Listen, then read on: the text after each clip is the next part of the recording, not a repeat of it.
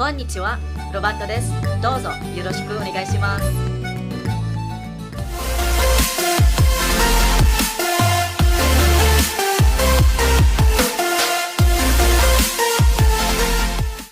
Hello everyone and welcome to this video. On this video, I am going to introduce to you more about Hiragana and Katakana. On the previous videos, we learned how to read and write Hiragana and Katakana.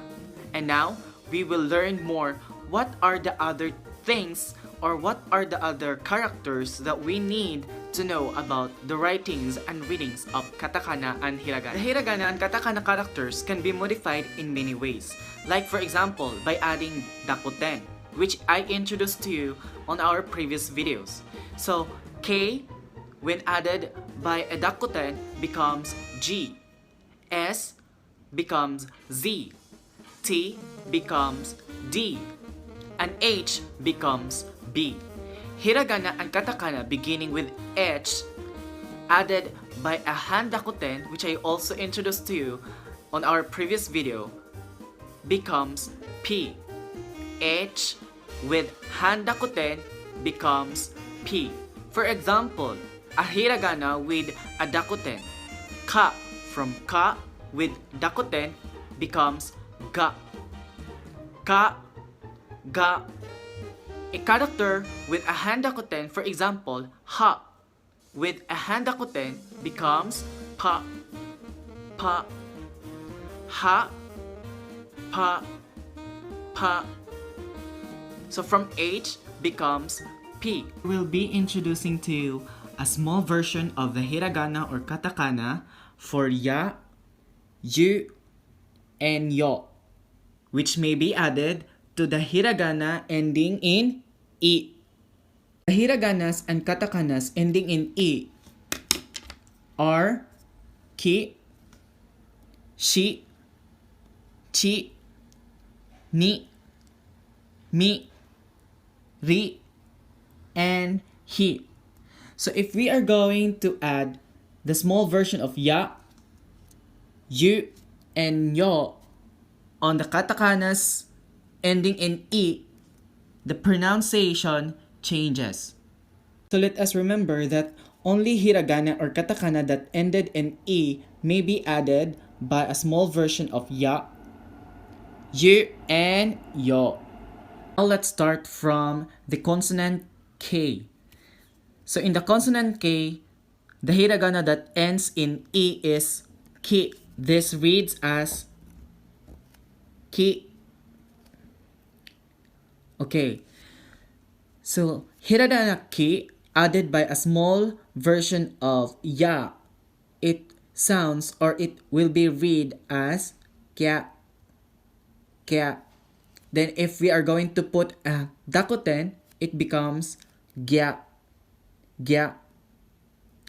So this is katakana kya and katakana gya. So I'm very sorry, I've got a mistake on typing. Katakana kya, katakana gya. Next we have ki added by small version of yu. So dapat small, hindi malaki, because if it is big, it reads as kiyu, kiyu. So, by each of the hiragana, dapat nating basahin kiyu. Pero pag pinagsama natin, nag-iiba ang pagbasa. It becomes kyu, kyu.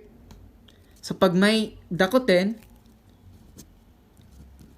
gyu, gyu. So, this is the katakana version of Q and Gyu. Next, we have the small version of yo. Yo, yo, yo. So, the hiragana ki added by a small version of yo, it reads as kyo and gyo. Kyo, gyo. Hindi po siya malaki kasi pag malaki, again, binabasa natin siya each character. So, mababasa siya as kiyo. Kiyo. So, dapat small ang ating isasabay or itatabi kay ki. So, para mabasa siya as kyo. So, ito naman ang katakana character ni kyo and ni gyo. Next, we have in the S consonant, which is shi. So, shi, nilagyan natin ng small ya. It reads as sha. Sha. And this one is ja. So, pwede ding ganyan. Ja. So, katakana form.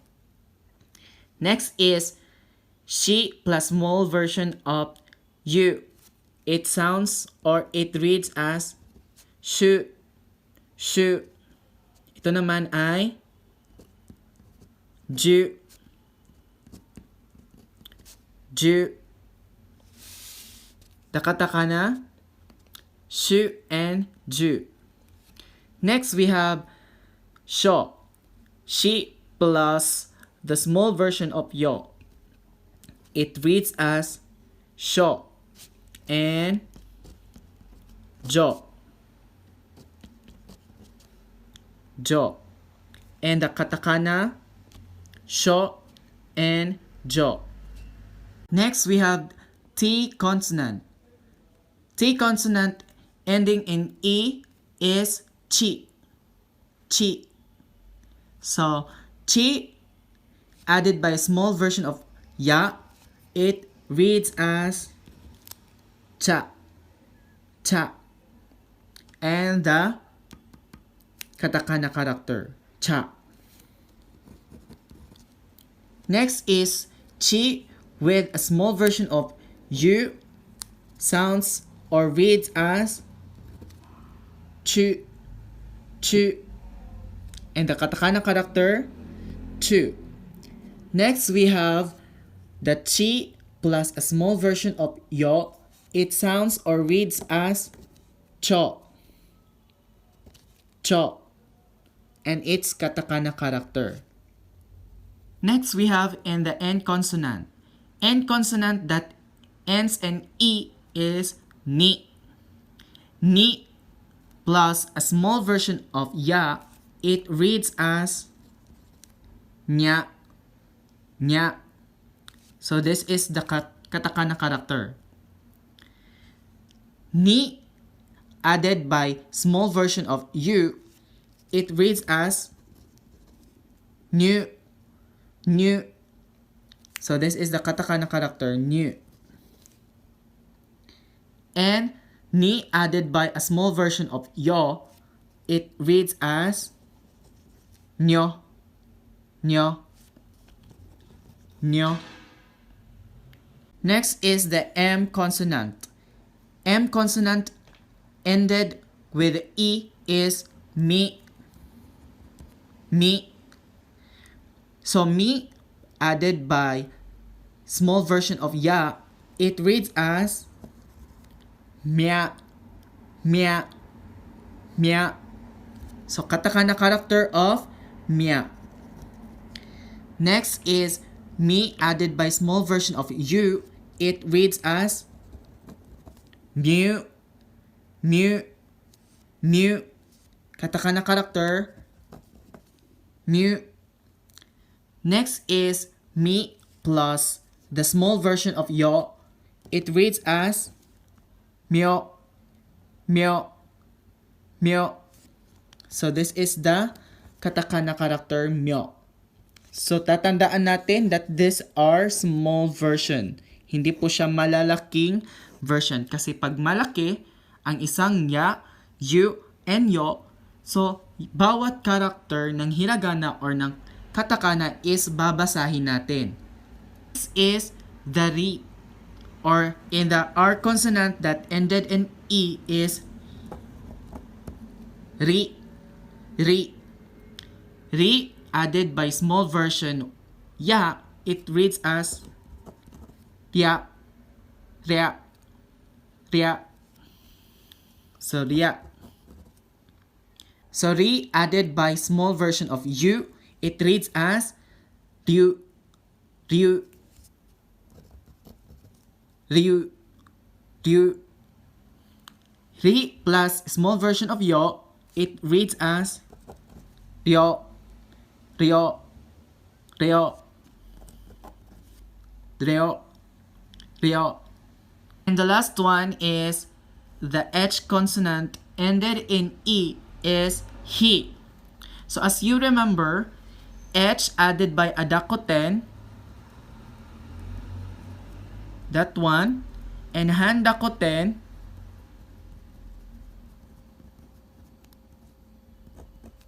that one, that pronunciation also changes. Say for example, he plus a small version of ya, it becomes hya, hya. And with dakoten, so naging B, right? It becomes B. Plus the small version of ya, it reads as bya, bya. Now we have han dakoten. So that it becomes P, right? Plus the small version of ya, it reads as pya, pya. Okay, hya, bya, pya. So these are the katakana character. Hya, bya, pya. Next is the he with a small version of you. He, b, p. With a small version of you, it reads as hu, hu, hu. So it reads as bu, bu, bu. And the last one is p added by a small version of u, it reads as pu, pu, pu. And these are the katakana characters of hu, bu, pu. Next is he, b, and p with a small version of yo. So this reads as hyo, hyo, hyo. And b added with small version of yo, it reads as bio, bio, bio. And p added with a small version of yo, it reads as pyo, pyo, pyo. We have katakana characters hyo, bio, pyo. So let us all remember that a small version of an hiragana for ya, you, or yo may be added to hiragana ending in e. And also, if we added that on the hiragana ending in e, the pronunciation changes. So the sound represented by using small hiragana or katakana letters like ya, you, and yo in combination with a full-size hiragana or katakana letters, it is called contracted sound. Although written with two letters, they sound how about one. Having a word with a double letter? So for example, may isa tayong word, may isa tayong salita. Tapos may nakita tayong double letter like for example, K, double K. So ano yung gagawin natin or ano yung pagbasa niyan? So diyan na pumapasok si small 2. Small 2. So, di ba, in hiragana or in a katakana, we have the character 2. 2. So, pwede natin siyang gamitin as a small version of it. The chisai 2 or the small 2. So for example, we have the word sakka, sakka. So, we have double letter K. So, paano natin yan gagawin? So, using the small version of 2, ilalagay natin si small version 2 sa gitna ng sa at ka. So we have sa, chisay, or small version of 2, then ka. So paano natin siya babasahin? We have that sakka, sakka. Diba? It's different from saka, saka. Sa, saka, saka, which is author. So yun na mga kaibigan ang mga ibang informasyon natin or the other information about Hiragana and Katakana. So, the rest will follow on our next Japanese lessons and tutorials. Thanks for watching and I hope you enjoyed it and you learned something on this video. For more videos and Japanese lessons and tutorials, just subscribe on my YouTube channel, Robato Sensei. Once again, this is Robato. Yoroshiku Onegaishimasu.